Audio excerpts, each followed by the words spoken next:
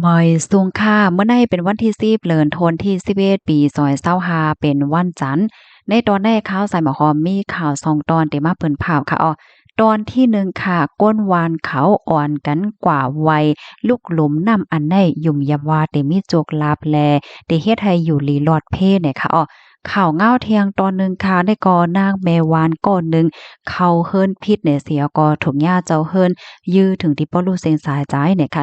ออนตั้งเปิ้นได้ก็เข้ามาถ่อมด้วยข่าวโหในออนตั้งเนี่ยค่ะนี่ก็เป็นรองตั้งหยุ่มยำเนาะเมื่อวันที่9เดือนธันวาคมที่11ปี2025ได้มีข่าวง่าวออกมาว่าเนอสื่อตรงโก้นในค่ะนะลือหลังลงไหวเฮ็ดจังได๋ค่ะไหว้เสเปิ้นไลหันแคบหางก้นวานเขาต่างโลกว่าสังว่าเฮ็ดจังได๋ค่ะก้นวานเขาได้อ่อนกันกว่าดีนำตีในขณะนำได้ก็มันมีไว้อยู่ดีกลางป่ลอยหลงหมู่ที่2เจเวงคิริมาศเจดอนสู่โคทัยค่ะก้นวานตีอันเข้ากว่าที่ในป่าในเถินกว่าหาหน่อหาเฮ็บจังแหน่เนาะก็เตกว่าแว่ไวย้อนจกย้อนลาเพศเนี่ยเนาะย้อนให้อยู่หลีกินหวานย้อนให้รอดเพว่าจังไหนมันก็เตตักนำในมากินมันก็เอาลูกหน้าลูกตาลูกโตก็เปิ้ยุ่มยำว่าน้ำในลูกหลุมอันในแหน่มันเป็นน้ำทอดน้ำแมดในค่ะก้นวานเขาลาดว่าลูกหลุมอันที่หันอยู่ในคณะมันมีอะสึกอะปืนมันไหนค่ะว่ามือปอกหนึ่งในไหนมีพระร่วงและตั้งพระลือไหนเนาะเป็นพี่น้องกันมาเลียนเลนหิมหอมเจอในค่ะเมื่อพ้องที่เขาเลียนเลนอยู่นั่นในอันเป็นพระลือนั่นซ้ำในกว่าคัดขากว่าเตอใส่ขาถึงดีพระร่วงแน่ล่มลงเฮ็ดไหนนะ กำได้อันเป็นผ้าร่วงนั่นก็ลาเสียงออกมาว่าหินอ่อนมาหินอ่อนให้เนี่ยเนาะกำนันก็ล่มเต็งใส่ปืนค่ะเฮ็ดให้หินหิมห้อมตีอันมันเจ้าล่มนั่นน่ะก็โอนลงให้เนี่ยเนาะโอนลงเหี่ยก็เป็น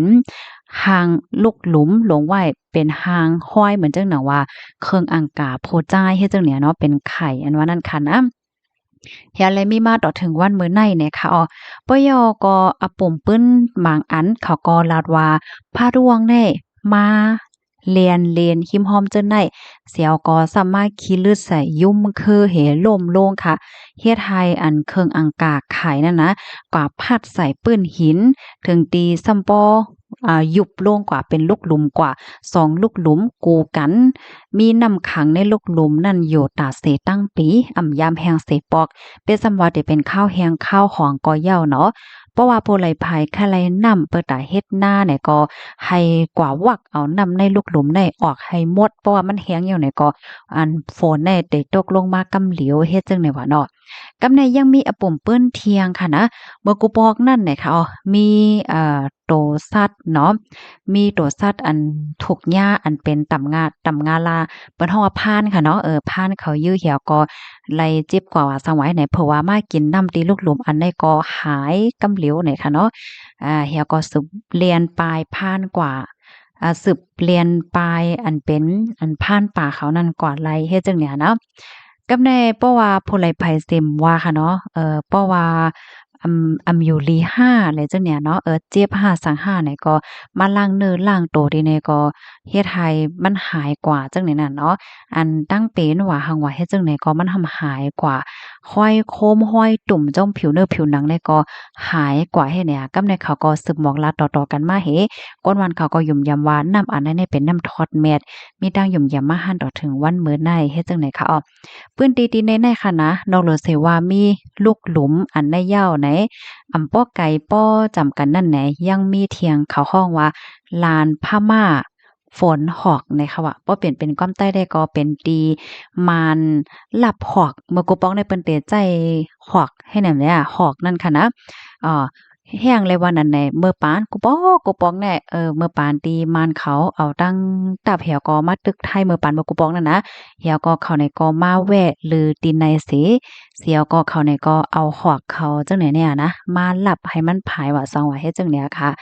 เหี่ยวก็ถึงตีซัมปอเฮ็ดให้มี มีคอยมันไหวจังไหนนั่นน่ะเนาะอ๋อค่ะข้อมูลตอนนี้ได้ก็ค่ะเลยเปลี่ยนมาที่ห้องการข่าวสดออกไว้ไหนนะอันนี้ได้ก็เป็นลองตั้งหยุ่มย้ำปอดอนตอนหนึงไหนค่ะเนาะก้อยกะว่าที่เมืองเปิ้นในค่ะนะเปิ้นมีน้ำกัดเมียวหนึงเนี่ยจึงหือแหน่เพราะว่าเป็นเปิ้นตีหลักๆไล่ๆให้เนี่ยมันเจ้าเพราะว่ามันเป็นข่าวเป็นหังเอาในทางอินบางป้องบางไรข่าวก็เนาะบางตีในเปิ้นในก็ได้เอาเฮ็ดเป็นตีแอวจังเนี้ยเฮ็ดตีแอวแหวก็ก้นก่อนเลกว่าแอวว่าหังไว้ให้แน่ๆค่ะ ลูกดีในเฮแลกำในเฮาคามาถ่อมด้วยข่าวเงาแถวโหนึงข่าวโหในกอเตเลยว่าเป็นข่าวเงารองใหญ่ยอกอเตจังเป็นข่าวที่อันแลตอนสวนอยู่เอนะพี่น้องเฮาค่ะมีนางก้อนหนึ่งเป็นก้นเหตุการณ์แม่วานมานั่งเข้าเฮิรนพี่ดากูก็ก็ถูกย่าอันเป็นเจ้าเฮิรนนั่นยื้อในค่ะอ้อเห็นแล้วมันนั่งไหนก็รู้สึกใส่ใจกว่าลองได้ก็เป็นกว่าดีเว้งไวไวส์ทาวน์เลยเนาะ ดีเจเมืองอินเดียนาเมืองอเมริกาค่ะ เป็นกว่าเมื่อวันที่5เดือนธันวาคมที่11ปี2025เฮ็ดไหนอ้อก็เป็นโพค่ะเนาะอายุไล32ปีลาดว่าก็เป็นแม่นางในเป็นก้นเหตุการณ์แม่วานนั่นน่ะเนาะมีลูกสี่ก็เขาได้ก็ลูกมาดีกัวเดบาลาจังไหนค่ะก็เป็นโพลาดว่าไข้ไฮก็เป็นแม่นางในและรับรองเพ่งเป้งเป็นถ้ำออ อันเต้มันแน่เจ้าเฮิรนในกึ่งลีสืบฟ้นหาภูมิปนพรเขากวานใจเลยว่าเอ่อยื้อใส่กำเหลียวนั่นน่ะเนาะกึ่งลีไลปันฟางเตื้นว่าจังหวะเฮ็ดจึงในอ้อว่าเฮ็ดหนังเกี่ยวกับได้ร้องในอันเป็นผู้ใหญ่ก้นหลงในพื้นที่เนี่ยก็ลาดว่าเพราะว่ามาด้วยอำมุอันใดได้ก็มันมีรองโหย่อยโหย่ำมันนำหนาเฮ็ดจังได๋อ้อฝ่ายหนึ่งก็ปื้นตีเมืองอันใดซ้ำไหนมันมีไว้ปักเปิงอันห้องว่า stand your การรอไหนนะอันใดซ้ำมันมีตีป่องความหมายว่าเจ้าเฮิรนในค่ะนะมีสุนเฮกังตัวเจ้าเก่าไล่เพราะว่ามีไผก็ฮู้ว่าเข้ามาตีในหอในเฮิรนเพราะว่าไหนจึงเขาในก็จังใจกองว่าสังว่าเฮ็ดจังไหนไล่เปิดตาเตเก็ดกลางลองห่มลมและลองลอดเพตัวเจ้าเก่าว่าเฮ็ดจังไหนไหนอ้อพี่น้องเฮาลองได้ก็เตสืบเป็นกว่าจังหือไหนอยู่ที่ภูมิปนพรเขาในก็เตทัดโดยหาข้อมูลสังเสหลักฐานมันเสียก็ได้คับคึงกว่าว่าเฮ็ดไหนอ้อข้อมูลตอนนี้ก็ค่ะเลยเบิ่งอิงมาที่ห้องการข่าวไทยรัฐออกไว้เนี่ยค่ะนะอันนี้ก็เป็นข่าวเงารองใหญ่ค่ะอ้อเนาะก็แค่ย้อนปันฟ้างเติ้นถึงปันพี่ๆน้องๆเฮาค่ะเนาะเหมือนจังหนังที่เมืองอเมริกาเนี่ยค่ะนะมันมีไว้ปักเปิงจึงเมื่อไกลที่เฮาค่ะอ่านมานั้นค่ะนั้นมันมีปักเปิงไว้อันนั้นเพราะว่าเฮาค่ะฮู้จักเปิ้นนั้นเฮาไลขว้างเสเฮากว่าที่ในเวียงเปิ้นแน่ไลเสียอีกค่ะเนาะลิกับลิแตกเปิ้นยื้อมาหาสังหาเนี่ยก็มันเป็นศูนย์ของเปิ้นเฮ็ดให้เขาเฮแลเมื่อป่นมาเนี่ยมันก็ยามมีอยู่ค่ะนะลองจังไหนในที่นิวยอร์กก็ยามมีเฮ็ดแหน่เนาะค่ะลองได้ก็มันสอนให้ฮู้ว่าเพราะว่าเฮาคาก็อยู่ที่ไรตั้งหลายเซมว่าในการที่เฮาคันเลยเพี้ยนหมายมีในปื้นตีนั้นมันก็ล่ำลวงเฮ็ดให้นั้นน่ะเนาะอ้อใจเลยว่าที่เมืองอเมริกาก้อยค่ะเนาะ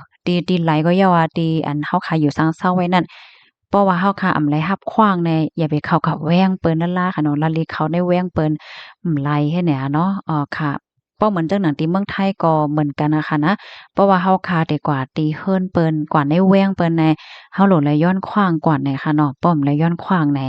มันก็เตียจางยาที่อันเปิ้นฮ้องว่าความไทยเขาว่าบุกรุกค่ะเนาะไหลขว้างสิเข้าที่ในเฮิรนเฮ็ดให้อ้อ อ๋อค่ะนั่นคือพี่น้องค่ะได้เลยรับถมเลยรับรู้และจังไรฟังกันนั่นก็ช่วยกันสืบเปิ้นแพ่แชร์กว่าเสกำค่ะเนาะหมอยสุงค่ะ